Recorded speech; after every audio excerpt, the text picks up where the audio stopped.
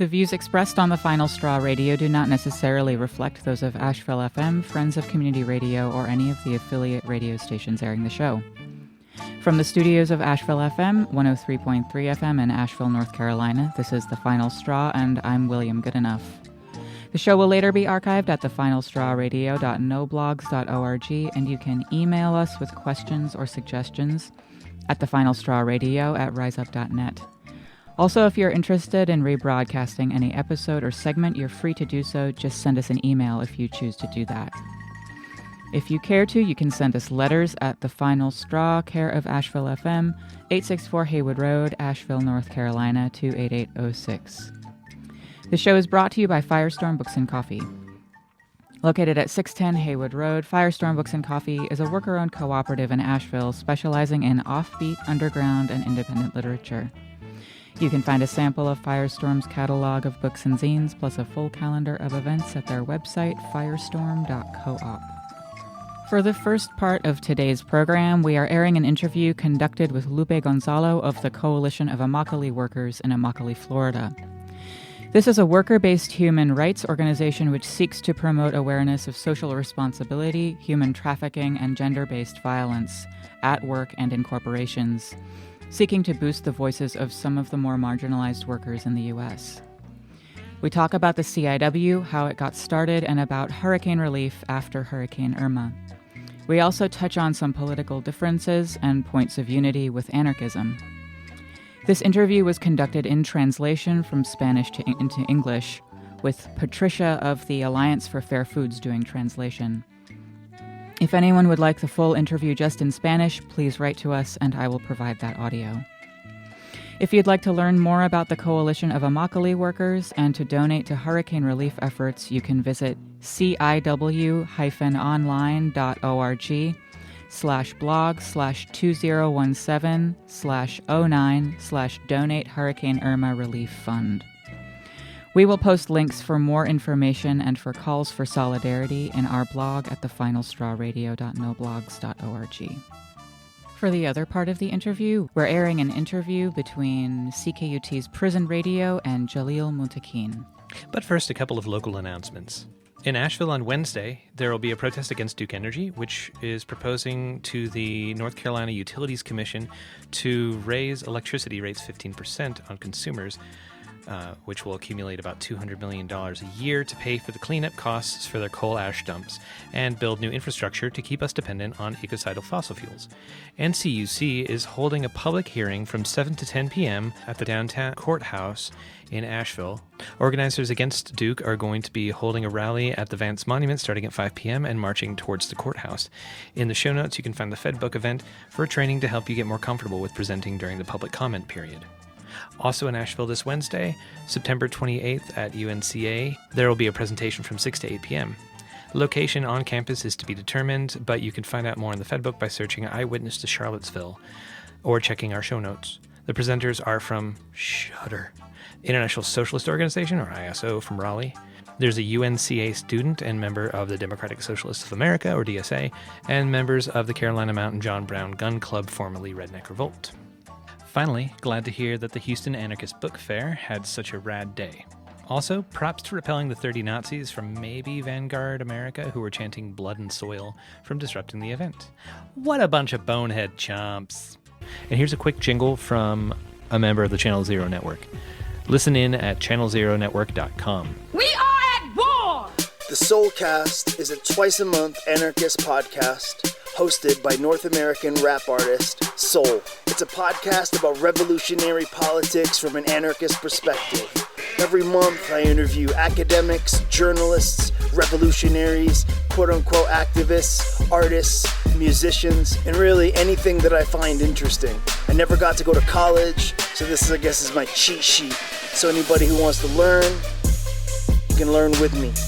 Subscribe in iTunes at tinyurl.com/Soulcast and check it out on the Channel Zero Podcast Network. We are at war! But first, here are some words from anarchist prisoner Sean Swain. What you say, what you say, what you say, what? We'll come like a war! The solution is violence. Officer Jason Stockley was in a high-speed chase of Anthony Lamar Smith, a chase that can only happen if cops are chasing the guy. When he stopped his cruiser, his dash cam recorded him saying, "We're going to kill this n-." It's what he said, just seconds before he shot Smith 5 times, killing him.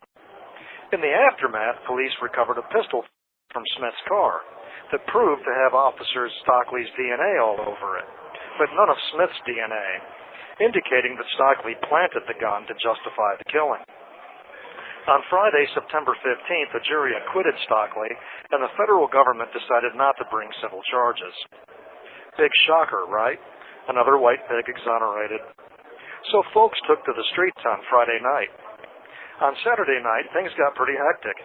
According to news reports, 11 pigs were injured, including a dislocated shoulder and a broken jaw.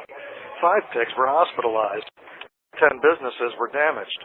At the quaint but tastefully decorated home of Mayor Lyda Cruson, some rebels wilded out and smashed a window and splattered red paint on the walls. The mayor's family was home at the time, although the mayor was not. I wonder if her loved ones shared with her their sense of fear when they heard the shattering glass, or if they have perhaps shared their concerns regarding Lyda's future hiring practices and possible strategies for weeding out racist, gun-happy assholes. You think? Take this work, Mayor. Not to advocate attacks on other public officials who clearly have it coming, but didn't the St. Louis Circuit judge who presided over the case say that Stockley's statement was ambiguous? His name is Timothy Wilson. I'm fairly certain that he lives in the St. Louis area, and his house probably has windows and walls too. Not that I'm advocating an all-out assault on the judge's house. I'm not. I'm just making an ambiguous statement. You take that work too, Judge. So, on Sunday night, more than 1,000 protesters participated in a march that began at Pig headquarters. After nightfall, according to news sources, only 100 or so angry rebels remained, and they again smashed windows of hotels and shops, the fixtures of a larger, profit-driven racist system. Hundreds of riot police were bussed in to respond. In clashes, rebels have been using homemade pepper spray on the pigs, the recipe for which needs to be posted online. Any rebels who know how to make this pepper spray should email the recipe to SeanSwain@riseup.net so we can get that everywhere. And for future reference, just an idea here, but what happens if the bus bringing the riot police never arrives? You know, punctured tires at stoplights, blockades in roads from stolen cars blocking traffic, maybe even an assault on the bus itself. On Sunday night, the pigs were chanting provocations, making it clear that they see themselves in a war against the people, that they perceive themselves as taking territory from enemy forces, chanting, "Whose streets? Our streets." That's right, the pigs think the streets are theirs.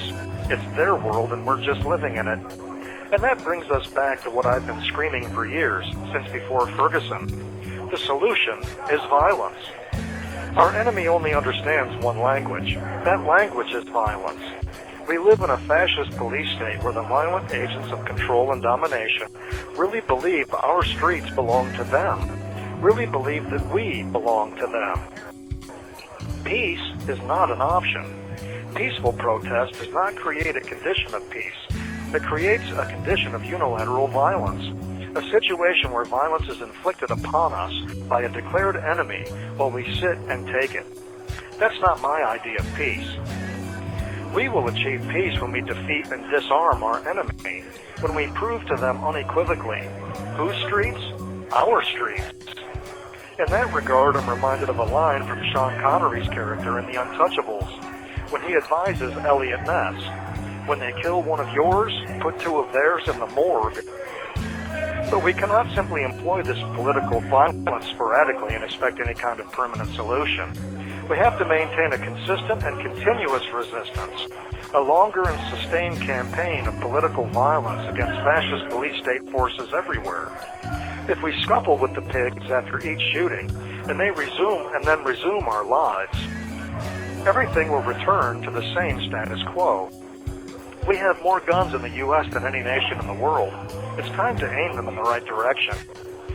To sum it up with a statement that Judge Timothy Wilson would agree is ambiguous, We're going to kill these pigs. Guns don't kill people. Cops do.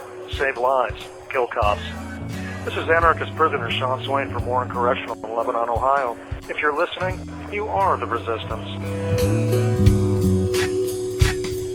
You can write to Sean Swain at Sean Swain 243-205 Warren CI P.O. Box 120 5787 State Route 63 Lebanon, Ohio 45036.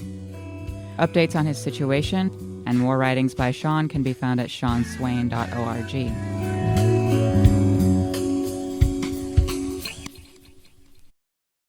And first off, I'll ask, could you just introduce yourself for the radio show and talk a little bit about what you do?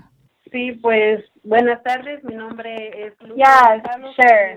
My name is Lupe Gonzalo, and I'm a member of the Coalition of Immokalee Workers in Immokalee. And I'm Patricia, and I am a member of the Alliance for Fair Food, which is the national network of consumers that supports the amazing work that the coalition does. And I'll be interpreting for Lupe's interview as she speaks in Spanish.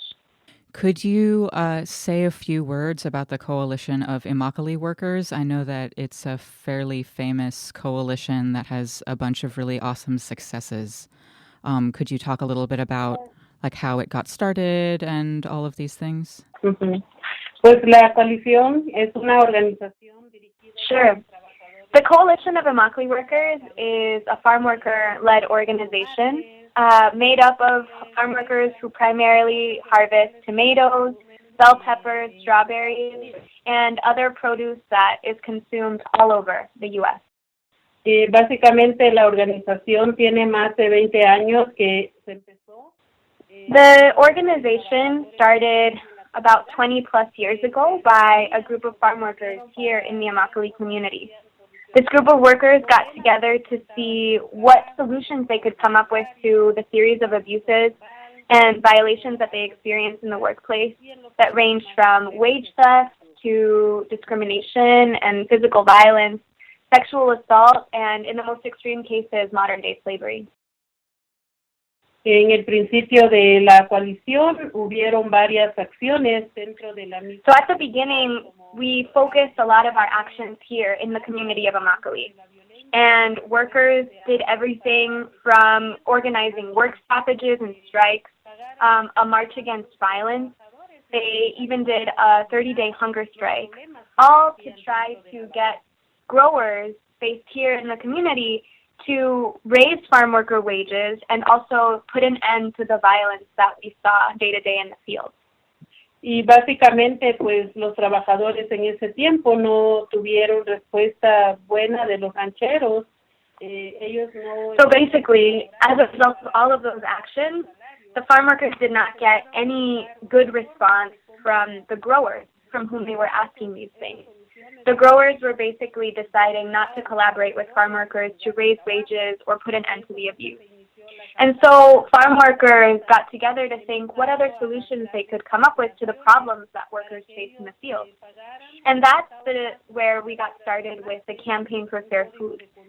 And this campaign was to push big food retailers, big corporations, to pay 1 cent more per pound of tomatoes that they purchased. It was also asking that they abide by a human rights code of conduct designed by workers that respected the voice of workers in the workplace and also provided zero tolerance for sexual harassment and zero tolerance for modern-day slavery. Y también, pues, básicamente que las corporaciones solo compraran de ranchos que estuvieran. These corporations, what we were asking them to do was to purchase exclusively from growers that were ready and willing to implement these changes in their operations. We wanted growers to respect us as human beings and to create the good environment in the workplace that we deserved, which meant respect for women, which meant respect for growers, which meant clean, fresh water accessible to workers and access to shade. Entonces, pues, ahí fue donde el 90% de los rancheros que producen tomate llegaron. So that's when we got 90% of growers to come to the table after a series of corporations decided to join the Fair Food Agreement. As a result of the collaboration of those parties, we now have the Fair Food Program. And within the Fair Food Program, workers are now being educated for the first time about the rights that they have on the job. And we as workers go into the field to share with workers the rights that they now have as part of the Fair Food Program. The most important of these rights, of course, is the right to complain without fear of retaliation, which enables all the other ones to function. And to enforce the Fair Food Program, we have the Fair Food Standards Council, which is an independent organization that's in charge of following up on any complaints that workers put into the 24/7 hotline. They enforce the code of conduct that we as workers have established and won with these corporations, and ensure that workers actually feel safe and they feel comfortable in the workplace. The way they do that is that they interview workers and complete audits that verify compliance of growers with the Fair Food Program Code of Conduct and gives them grounds to enforce corrective action if it isn't being respected and there are market consequences for not respecting the Human Rights Code of Conduct. So that's what we've achieved since the start of the Campaign for Fair Food and since the start of our organizing here in Immokalee. I know that it might sound easy listening to all of these accomplishments in just a minute, but the reality is that it came about after years of struggle, after years of organizing marches under the rain, under the snow, under the hot sun. We even have done hunger strikes in order to bring about these changes. And all of this has been done alongside consumers who have stood with us on our journey to a better agricultural industry. That is such amazing and important work. I was wondering if you wouldn't mind talking a little bit about who are the workers that the Coalition of Immokalee Workers represents. Like, are they, you mentioned that they were, people that worked, as farmers. Like, could you describe the demographic of workers for any listeners who aren't aware? Sí, bueno, son trabajadores que vienen de diferentes países, trabajadores que vienen de Guatemala, de México, de Haití, y esos trabajadores no son dueños de los terrenos. So the workers here in Immokalee come from a bunch of different countries and lots of different backgrounds. It's important to note, though, that they are owners of the land that they work on. The growers are the owners of large tracts of this land, and what they do is hire out workers to cultivate those lands. And they pay the wages that they want to pay. So for many years, workers were earning wages that the producers wanted to pay, and it's only now that we're able to raise those wages, and our vision is to expand it to other crops and other industries. That's our community here that speaks lots of different languages and comes from a lot of different cultures. Cool. Thank you for answering that. So what we are here to talk about is the most recent hurricane, or Hurricane Irma. We've heard a lot about Florida's city's experience of the hurricane. Could you talk about where is Immokalee and how did Hurricane Irma impact the town? Bueno, básicamente sí sufrió bastantes daños nuestra comunidad. Hay algunas casas que se quedaron completamente destruidas. Our community suffered many damages as a result of the hurricane. There were a lot of homes, mobile homes, that were destroyed, and as a result, the families that lived in them were displaced. So, yes, we had a big impact because of Hurricane Irma, which to me is sad because it's our community that is always going to be vulnerable. Our housing is not the best or able to withstand a hurricane of that category.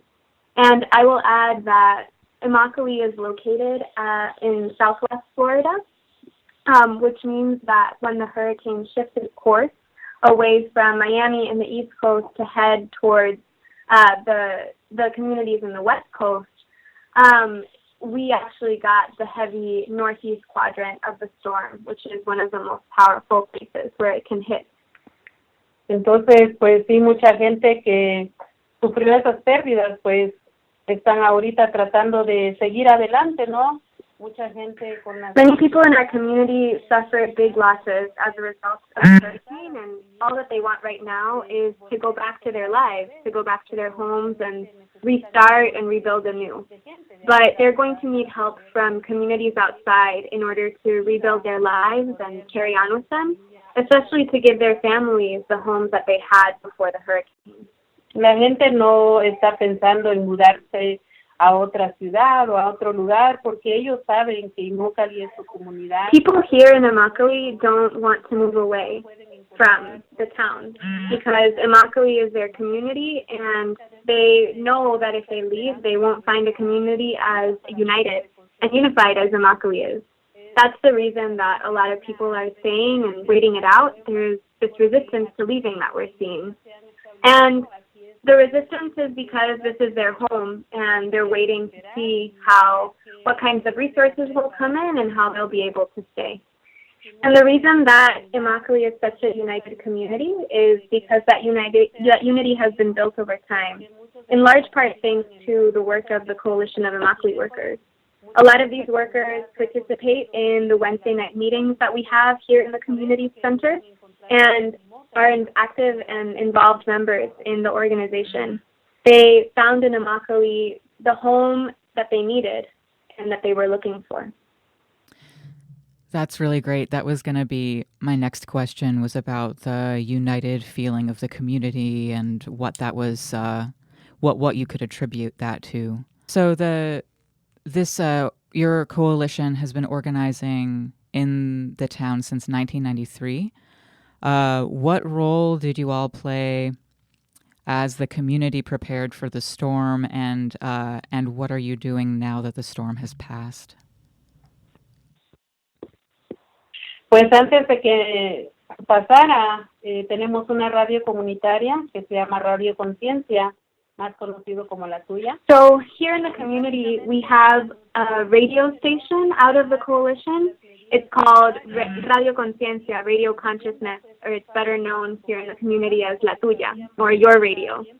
And it's through the radio that we, before the hurricane, were disseminating a lot of information about the necessary preparations and precautions that people needed to take. For example, to leave their homes because it would be dangerous to withstand a hurricane inside a flimsy trailer. We also shared where people could find shelter, and if they needed to evacuate, which avenues were clear and how people could do that without getting stuck and taking all of the things that they needed. We also enlisted the sheriff's department to come with us to flyer in a lot of the different worker camps that there are in town to get the information directly to people's houses, basically telling them to leave their homes, to not be in the pathway of a dangerous hurricane. Y durante el huracán había también otro grupo de nosotros. And then during the hurricane, a group from the coalition actually stayed here in Immokalee and was with people inside the shelters as the storm passed through. They took music with them and they took games to entertain the kids. All of that took people down during the storm. We did this work because we wanted people not to feel so sad and so alone and so scared about their homes outside as the hurricane was passing through. Y pues ya que pasó el huracán, otro equipo de los que estaban aquí en el refugio también salieron a las calles para ir a ver. After the hurricane, then the team that was here in Immokalee in the shelters left to go out into the streets and see how the houses and how the homes had fared after the hurricane. In that moment, immediately almost, we started to receive help from different allies that have supported us over the years, donating things from water, food, supplies. And what we did was then take those supplies and distribute them off to the neighborhoods that were most affected by the hurricane to reach those people. So in the end, it was a really big effort that was undertaken by the CIW and the community. Then many of the CIW staff and CIW members organized teams to go and help people in the community with cleanup. They were able to start taking down trees and fixing up people's houses, and also to start installing mosquito nets, because with standing water, that was a big danger that we were foreseeing here in Immokalee. And in the end, what we got was a lot of teamwork to actually be able to carry all of this relief effort out in community. And what that gave to people was confidence and hope that they'd be able to actually rebuild their homes and stay here. That's really wonderful. It's really cool that y'all were able to do that and create such a sense of community autonomy and community bonding through what must have been a really, really terrifying time. Qué bueno que pudieron hacer, seguir construyendo esa comunidad, que de verdad es increíble. Ese sentido de autonomía y de comunidad que es difícil de hacer, especialmente bajo algo tan miedoso. Yeah. I was curious about, and this is an anarchist radio show, so I'm just wondering about. You mentioned working with the sheriff's department, and I was wondering about like how that goes for you, and if it ever poses sort of a danger to work with the sheriff's department, like handing out leaflets and stuff like that. Bueno, la verdad es que pues a veces no están tan de acuerdo con lo que estamos haciendo, especialmente de informar a la comunidad, pero al final de cuentas nos sentamos. Well, really, there are many times in us working with the police in which we're not on the same page. But at the end of the day, we just bring forth our reasons for wanting to do certain things. And what we really want to do with all of that is protect the community. At the end of the day, they listen to that, and the protection of community makes sense to them. So that's what we want to do and what we have conversations with them about and what we're able to collaborate in. Son, pues, para nuestra comunidad, proteger a nuestro pueblo. Gotcha. I was curious because, and I know that the police and ICE are not the same thing, or, you know, ostensibly they're not the same thing.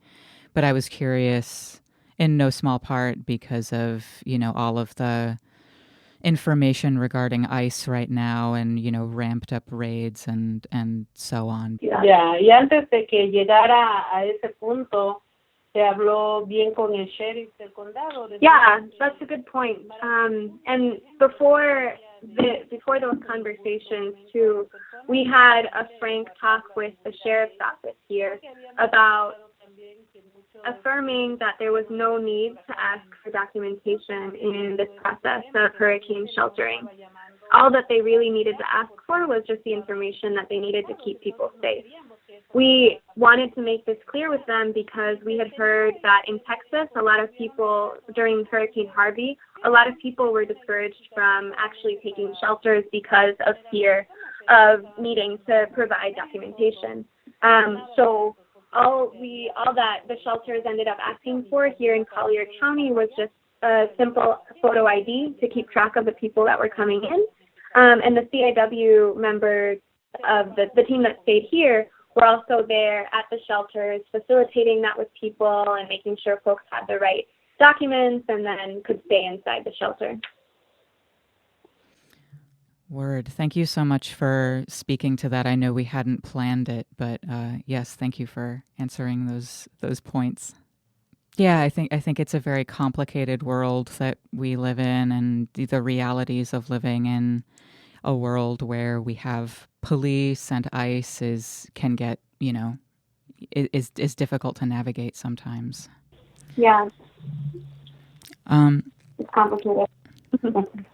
And I was wondering about, you spoke a lot about what you did during the hurricane and a little bit about what you're doing now that it's passed, but I was wondering if you would speak to some next steps that either you would like to happen or that you are taking yourself right now.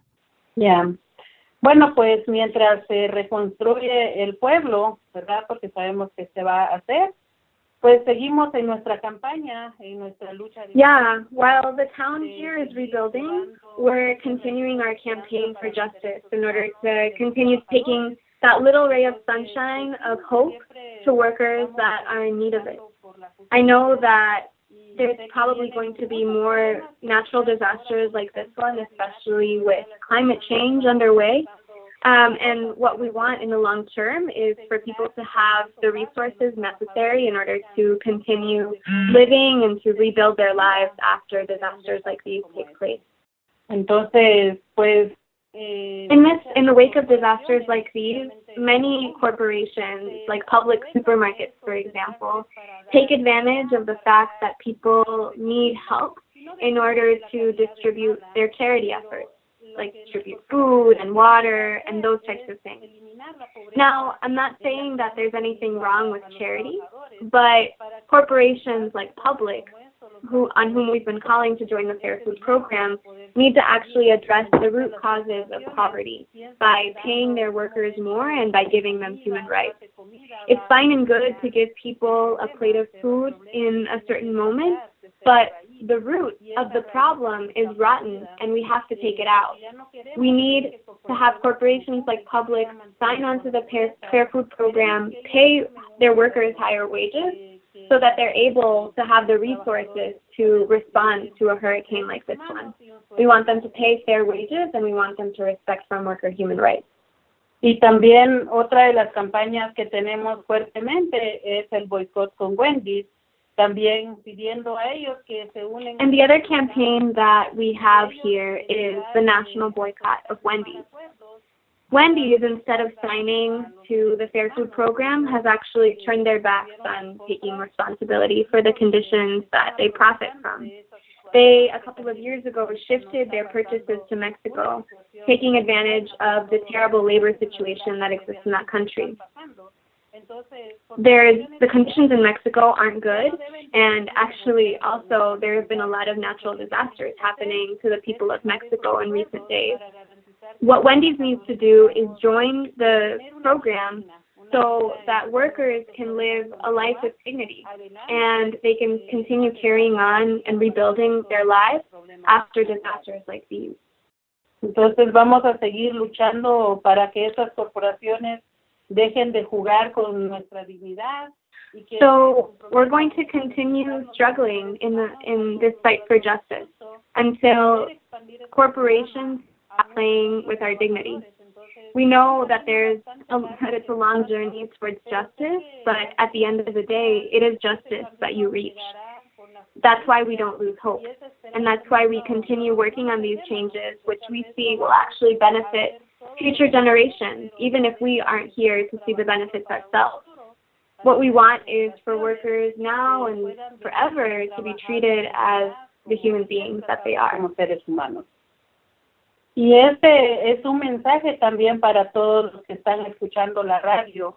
Muchas veces dicen, pues, So I have a message for everybody who's listening to the radio right now, because many times people who are listening to this kind of thing say, I don't know how to help, and I don't know how all of this really affects me or how I can have an impact. But I want to make sure people know that you actually have a huge amount of influence and power.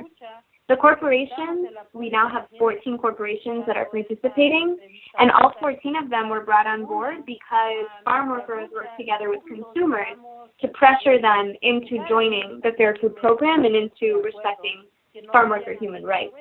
It was achieved with everyone's help and everyone working together. And so what we want to do right now is push Wendy's to also join the Fair Food Program. We want all of you listening to this show to tell your friends, tell your organizations, tell even your churches to come and join in solidarity in this fight for justice. One thing that I was thinking about while you were talking was this thing, like when you were talking about charity and like how there's nothing wrong with it, but that there are maybe more meaningful or more longer lasting ways to help folks. And that's a huge discussion within some anarchist communities as well, but a solidarity, not charity kind of discussion that happens. Sí, porque la caridad solo soluciona el hambre. It's true, because you can have the charity resolve hunger in a moment, but what are we going to eat in the next moment, or how are we going to have the money to be able to feed ourselves if poverty is still our reality? Definitely. And I was wondering, too, within your work and in your struggle, if you had ever worked with anarchists or anybody from other groups who were working in a sort of an ally or accomplice role. Sí, pues tenemos una red de aliados bien amplio. Hemos trabajado. Yeah, we have a really broad network of allies in the fair food movement. Basically, a lot of people who believe in justice and who want changes for farm workers to take place and who want changes for everybody.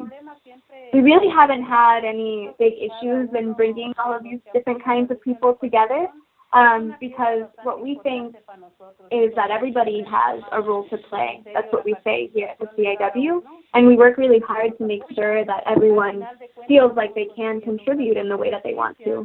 Because the way we see it at the end of the day, this is a journey to justice that involves everybody and will only be able to accomplish together.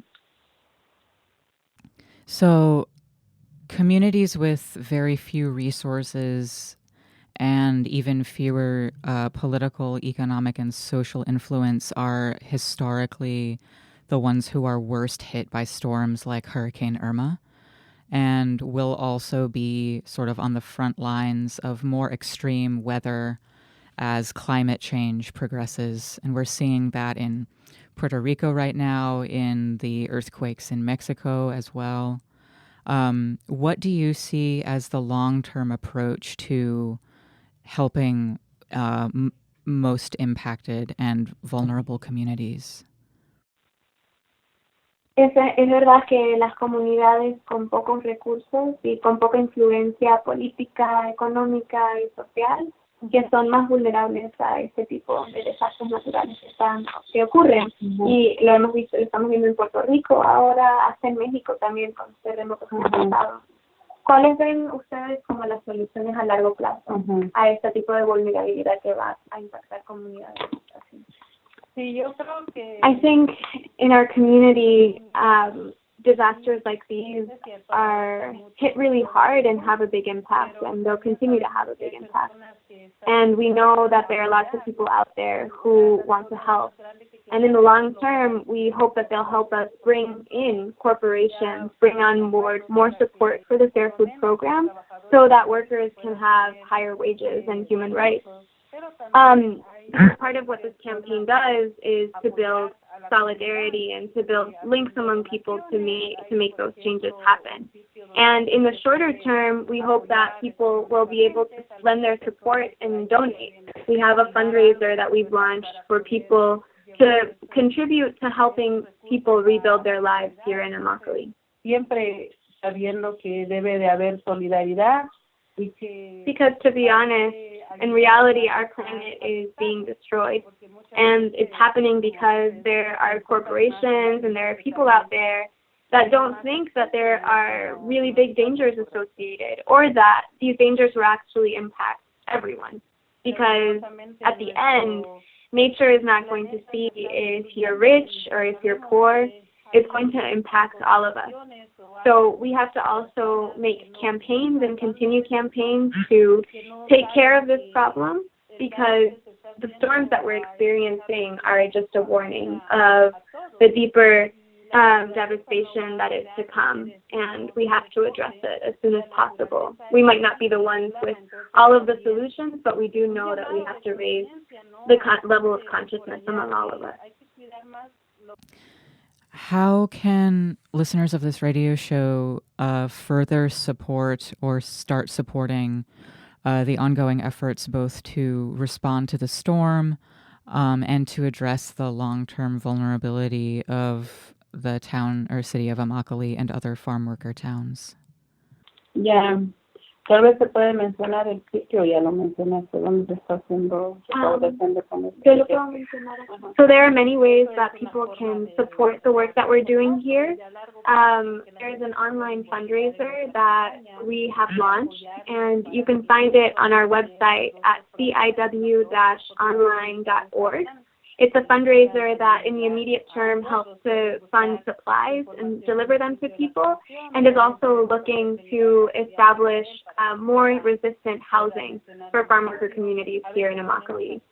And then in terms of the long term, we think that people can help us by bringing on board Publix, bringing on board Wendy's, bringing on board more corporations, so that this program, which raises farm worker wages and ensures that there are human rights for workers that can speak out in their workplace, are less vulnerable to disasters like these, and are more able to live out their lives with dignity and respect. And the way that people can plug into those things is by going on our email list and participating in the various calls to action.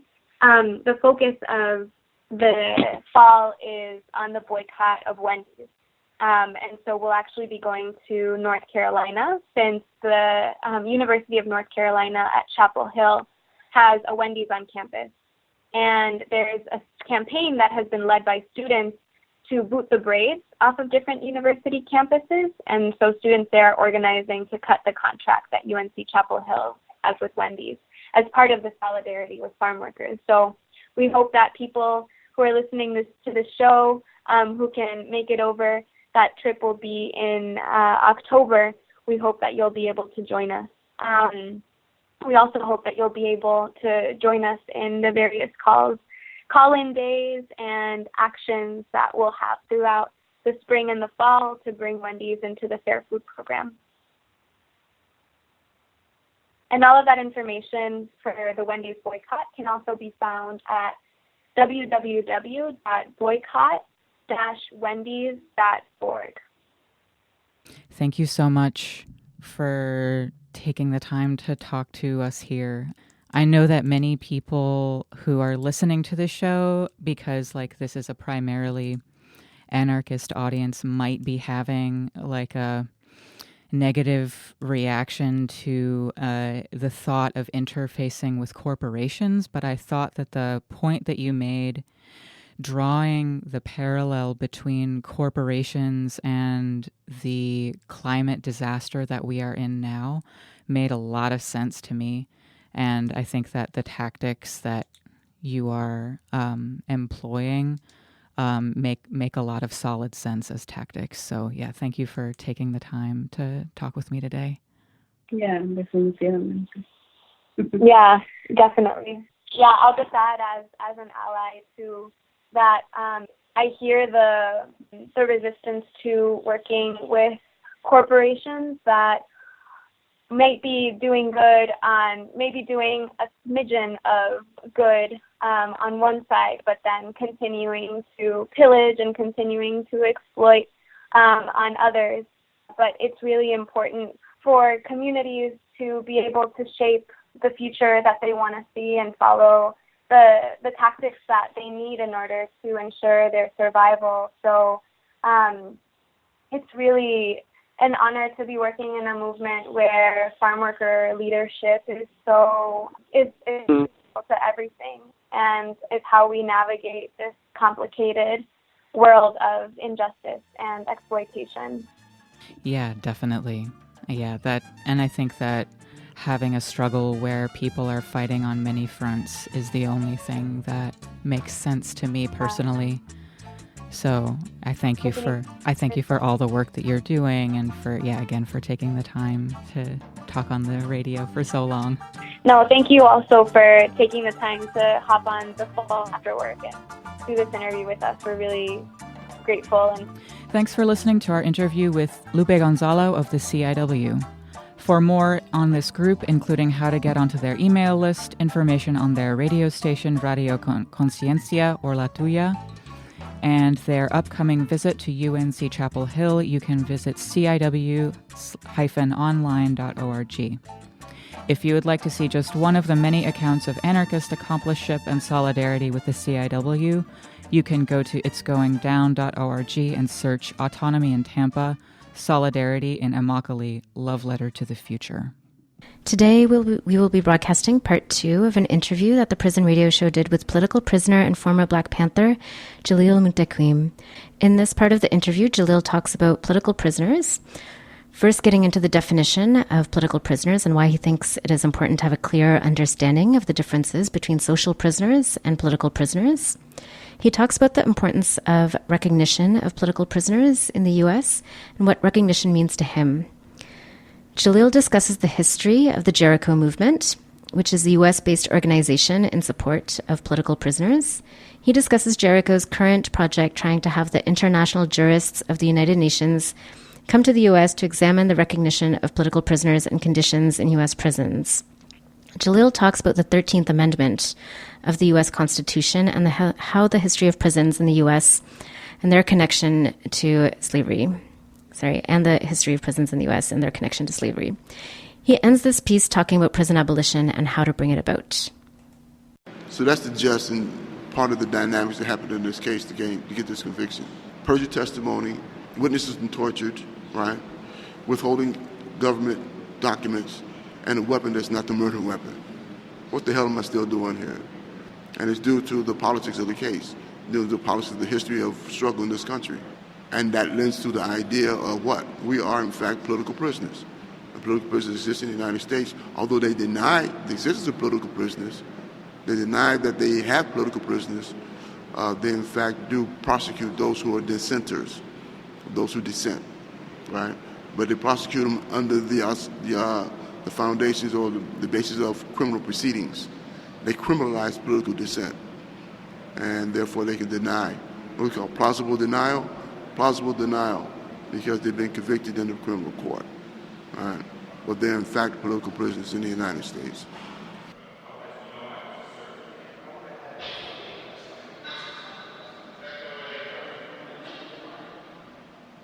I'm a little concerned about people trying to, in my opinion, water down, right, the idea to make it inclusive of everybody who's convicted of a crime, based on the politics of the socioeconomic conditions, the politics of the United States, racism, white supremacy, and the whole bit, and the conditions of the social conditions that create an environment from which people will turn to criminality in order to survive.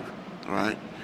My problems with that issue is that one of intent and one of their terms of their relationship to government at large, right?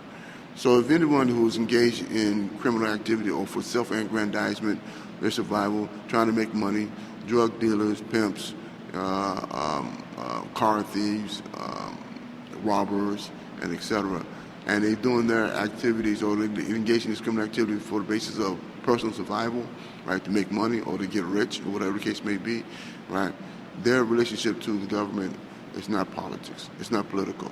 And so we have certain individuals who try to deal with the issue or deal with the question of political prisoners and saying that they're inclusive because of the conditions of government oppression, government repression, right, socioeconomic conditions, and racism.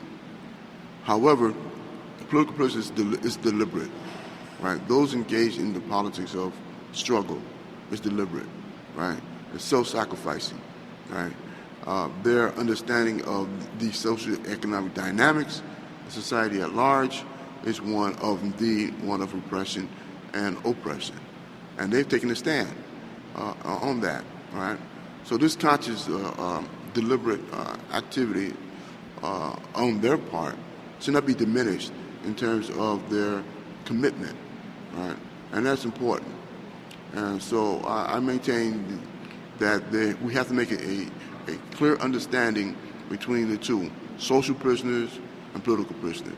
Now, in terms of social prisoners who become politicized once they're in prison, again, here's a conscious determination, right?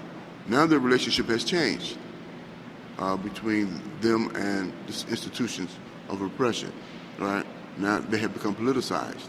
And on the basis of that relationship change and their consciousness in regards to that They have, in fact, then become under the gamut of a political prisoner, right? So we have the politicized prisoners who become political prisoners. Then there are those in the streets who are activists in the streets and was engaging in the streets, trying to change social order in the streets, committed themselves, make self-sacrifices, into a point of maybe subjecting themselves to the ultimate sacrifice, right? And or been captured, sent to prison. They are indeed political prisoners and or prisoners of war, all right? And they should be recognized as such.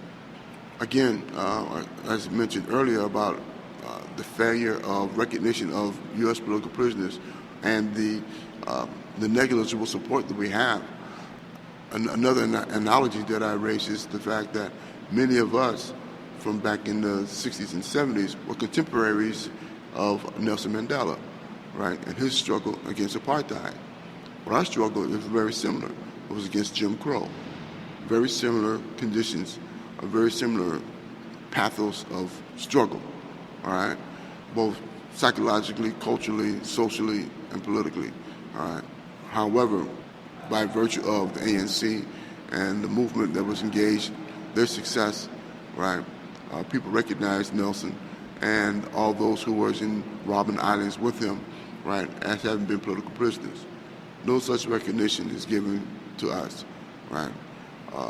Perhaps that's because we were defeated, right, or again, our inability to create the kind of international solidarity that was successfully done for the movement of apartheid.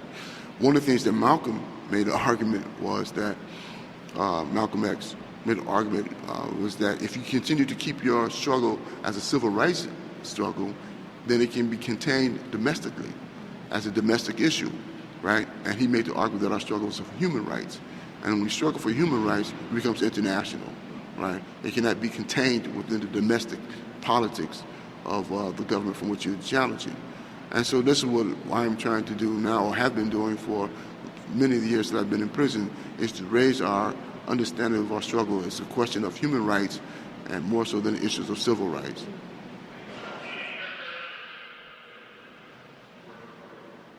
Yeah, 1996, I was at Eastern Correctional Facility, and I put out the call for Jericho, right?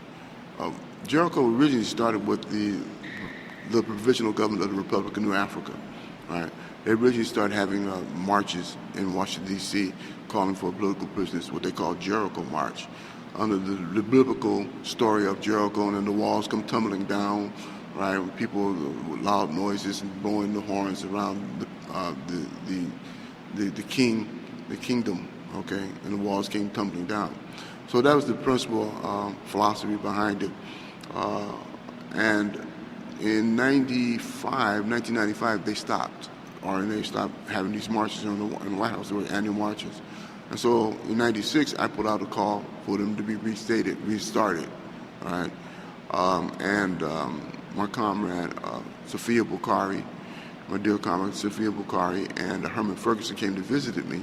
And they basically said, listen, Jalil, we cannot do this thing in a year's time, right? I said, we'll organize it. We believe this needs to be, but we need to work on it. And so it took 2 years in 1998. And in 1998, they were successful in organizing a national campaign that brought 6,000 activists from across the country to Washington, D.C. For the Jericho March and demonstration and rally. And it was so enthusiastic, successful, that we decided that we have to continue this. And on the basis of the needs for political prisoners, we started the Jericho Amnesty Movement. And it was 1998. Next year will be the 20th anniversary of the existence of Jericho. And Jericho was have been able to raise the profile of political prisoners, both domestically and on the international platform. They've been to Geneva, Switzerland, and gave presentations at the United Nations on a couple of occasions in that particular time. They have established a legal defense fund for political prisoners. They have established a medical assistance committee for political prisoners. They established programs to assist family members to visit political prisoners. They have an annual fundraiser to get commissary funds and other things of that nature for political prisoners over the years, and continue to raise the question of the existence of political prisoners in various forms and events, so they won't be neglected or not be forgotten over the last nearly 20 years. There's more that can be done and should be done, of course, but the present chairman of Jericho, Jihad Abdul Muhammad, former member of the Black Panther Party, former political prisoner, is committed to this ideal, right, and committed to Jericho. Presently, there's under discussion a new proposal to have the international jurors to come and tour the United States and raise the questions of human rights abuses as pertains specifically to political prisoners. If we are successful in getting this done, it will be the second time we have the international jurors come to the United States.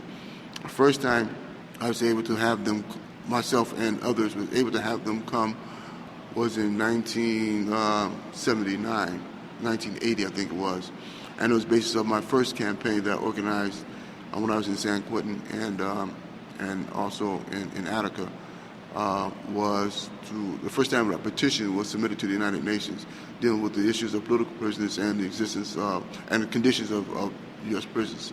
It was the National Prisoners Campaign to petition the United Nations. And I started that back in 1977. And international jurors came to the United States. They interviewed several prisoners, political prisoners, right, and they reported to the United Nations that political prisoners in fact exist in the United States, right? For some people who may recall back then, when Andrew Young was an ambassador to the United Nations, we had a journalist go to one of his press conferences in Paris and ask the single question. I asked to have that journalist ask the single question: does political prisoners exist in the United States? And Andrew Young answered affirmatively, quote, perhaps thousands, unquote. And for his admission of that truth, he was fired from his ambassadorship to the United Nations by then President Jimmy Carter. Right? There was a big hoopla behind him making that admission. When we consider again the question of the political prisoners, and we consider again Martin Luther King when he was arrested in Alabama, right? And he made one of his major statements written on toilet paper while he was in jail, his letter from a Birmingham jail. Right? If anybody ever gets the opportunity to read that, I suggest that they do so. Reading that particular document, you can look at it and see that it was basically a strategy. He's laying out a strategy of protest, and it indicated for him at that time, and he was letting people know at that time that he and others who was in prisons and in jails at that time were in fact political prisoners. So the history of our struggle is long and arduous, right? And I am only contributing to that, just one of the contributors of that, in this continuum of struggle. And Jericho is just another institution towards those ends. One last question about recognition and political prisoners. I know in lots of other places in the world, like in Ireland in the 1980s, pushing for political prisoner status meant pushing for a special kind of status within the prisons. Is that part of your vision about what pushing for that recognition would be about, or what does it mean in terms of like what would be about that recognition? That's a good question. That would be ideal, right? But U.S. prison system, right, state and federal, is structured in such a way that makes that almost impossible. All right. We have an individual, for instance, myself and co-defendant Herman Bell, right, and other comrades like Robert Seth Hayes, right. We are prevented from being in the same institution, in the same prison. Now, what will that do if we were to make an argument that we all should be held in the same institution? Well, naturally, it would also create conditions for us to be under more scrutiny and restrictions, right? So then we have to fight that, all right? I think we would rather put our attention and energy towards getting the hell out of penitentiary rather than trying to get recognition of being inside prison. So in areas, for instance, like Ireland, where there was a broad-based mass movement, right, against a recognized colonial power, British colonial power, and it was an extensive organizing, right, and a political party in support of that movement or that struggle. They had the conditions from which they can make that kind of an argument. Here in the United States, those conditions doesn't exist, right? And so I don't see the need to put forth that kind of energy at this point in time, when we really should be concentrating on how in the hell to get out of prison. Now, if by chance or by deliberate action, right, we are capable of building the kind of support base, mass support for political prisoners, right, including the demand for their amnesty and release, Jericho has consistently been making, perhaps we can create that kind of argument and fight to have them brought together. Another interesting point was that during the National Prisoners Petition Campaign to the United Nations, it was so successful. After I talked about Andrew Young at making that admission, Fidel Castro made an offer to trade our political prisoners with some prisoners they had in Cuba. All right, that was in December of 1979 or 1980. He made that offer. Unfortunately, we did not have in place the individuals who was able to challenge the State Department to make that exchange, right? But Fidel eventually, during that time, did exchange some prisoners with some other captives, right? They did make some kind of exchange. Unfortunately, we were not included. And that lends to, again, to my argument that the weakness of the support base for political prisoners in the United States. You know, if our support base was stronger, we could have made that happen. And that's one of the reasons why we can continue to fight, and the Jericho continue to try to represent us both on a national and international level.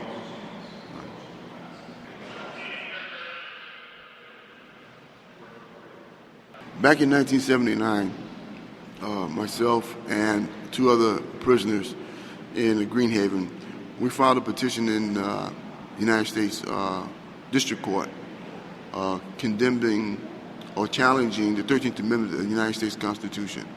And it was the first formal civil rights petition that was submitted to the courts on that particular issue.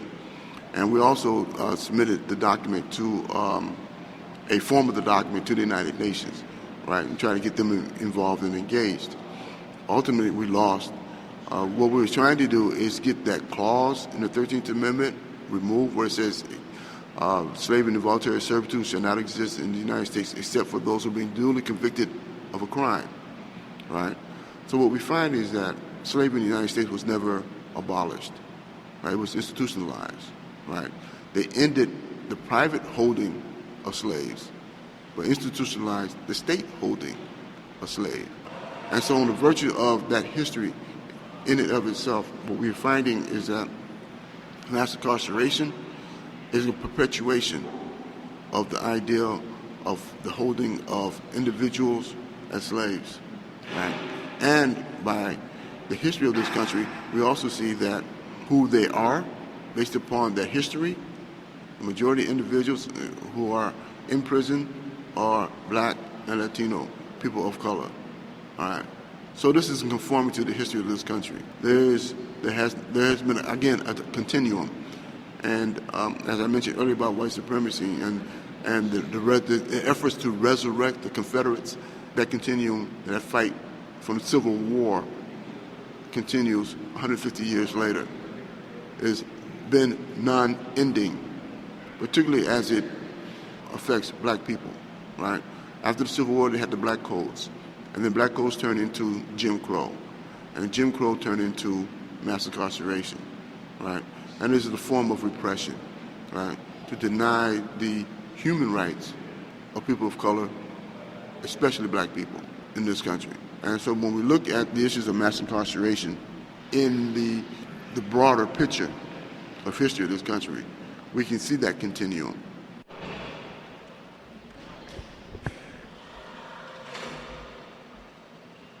Well, who's going to deny one to abolish prison? So I mean that's not even one thing for consider. What is considered is how, right? Naturally, prison in and of itself is big business, right? It's been monetized, okay? Just as slavery was monetized. And so in order to abolish prison, you have to create an alternative to that monetization, right? And that in and of itself creates a whole new level of consciousness amongst people. Our thinking has to change in terms of redistribution of wealth in this country, right? We know that one of the principal reason for people coming to prison is due to poverty. So can we get rid of poverty? And if that's a part of the process of abolishing prison, then that's the way we need to go. Okay. So we find that abolishing the prison has to be abolishing the whole capitalist society, capitalist system. All right. We have to change our methodology of appropriation and redistribution of wealth in this country. You cannot do one without the other, right? Because it is, in fact, a part of the corporate entity of the social order, right? So when we talk about abolition of prisons, of course we're down with that, right? Just as much as we're down with the ending of capitalist imperialism. Now, the methodology and how you do it, how you go about doing it, I have a problem with them making the argument of abolishing prison without also including the argument of destroying capitalist imperialism, right? You cannot do one without the other, right? They are interlinked and tied to one another because they're part of the monetized system of capitalism, right? You have corporations who are invested in prisons. So that means you have to challenge those corporations. We have to stop the monetization of prisons in order to abolish it. So you can scream and holler as much as you want about abolishing prison, but if you're not challenging the corporations that are invested in prison, those corporations that are in the stock market, on Wall Street, that are invested in prison, if you're not challenging them, then you're spitting in the wind and it's blowing back in your face. All right? Your vision and your idea of what you are up against is screwed.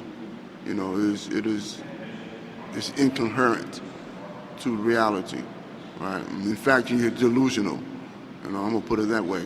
You're delusional if you can think that you can abolish prison and not destroy and not abolish capitalist imperialism, right? That was part 2 of an interview with Jalil Muntaqim, a political prisoner and former Black Panther Party member who is currently incarcerated in New York State. You can find part 1 online at prisonradioshow.wordpress.com, and you can look out for part 3 coming up on our next show. The views expressed on the Final Straw Radio do not necessarily reflect those of Asheville FM, Friends of Community Radio, or any of the affiliate radio stations airing the show. From the studios of Asheville FM, 103.3 FM in Asheville, North Carolina, this is The Final Straw, and I'm William Goodenough. The show will later be archived at thefinalstrawradio.noblogs.org, and you can email us with questions or suggestions at thefinalstrawradio@riseup.net. Also, if you're interested in rebroadcasting any episode or segment, you're free to do so. Just send us an email if you choose to do that. If you care to, you can send us letters at The Final Straw, care of Asheville FM, 864 Haywood Road, Asheville, North Carolina, 28806. The show is brought to you by Firestorm Books and Coffee. Located at 610 Haywood Road, Firestorm Books and Coffee is a worker-owned cooperative in Asheville specializing in offbeat, underground, and independent literature. You can find a sample of Firestorm's catalog of books and zines, plus a full calendar of events at their website, firestorm.coop.